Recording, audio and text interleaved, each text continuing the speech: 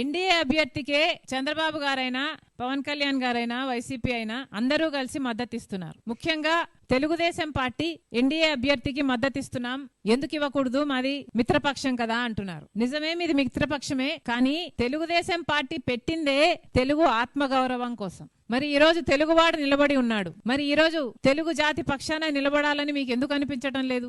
ఆ రోజు ఎన్టీఆర్ గారు పివి నరసింహారావు గారి కోసం నంద్యాల సీటు వదులుకోలేదా? ఎందుకు వదులుకున్నాడు? ఎందుకంటే ఒక తెలుగువాడు మంచి పదవిలో ఉంటే అది తెలుగు జాతికే ఖ్యాతి అనుకున్నారు కాబట్టే కదా వదులుకోగలిగారు. మరి ఈ రోజు తెలుగు తమ్ముళ్ళు తెలుగుదేశం పార్టీ ఎందుకలా ఆలోచించటం లేదు? ఈ రోజు తెలుగు జాతి కంటే బీజేపీ ఖ్యాతే మీకు ముఖ్యమా?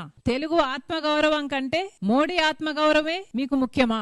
ఏం చెప్పాలనుకుంటున్నారు? తెలుగు వారి ఆత్మగౌరవం కోసం స్థాపించబడిన తెలుగుదేశం పార్టీ ఈ రోజు వైస్ ప్రెసిడెంట్ పోస్ట్ కి ఒక తెలుగువాడు నిలబడితే వారికి సపోర్ట్ ఇయ్యరంట. నిస్సిగ్గుగా మాది మిత్రధర్మం, మిత్రపక్షం కాబట్టి మేము ఇవ్వము అని చెప్తున్నారు. పోనీ వైసీపీని తీసుకుందాం. వైసీపీ అయినా తెలుగువాడు మీ సామాజిక వర్గానికి చెందినవాడు, మరి ఎందుకు మీరు మద్దతు ఇవ్వటం లేదు? ఒక్క కారణమైనా చెప్పారా? మోడీ గారి దత్తపుత్రుడు జగన్మోహన్ రెడ్డి గారు అన్న విషయం ప్రపంచం అంతటికీ తెలిసినా, కానీ జగన్మోహన్ రెడ్డి గారు నిజంగానే మోడీ గారికి దత్తపుత్రుడు అనడానికి ఇది ఒక నిదర్శనం కాదా?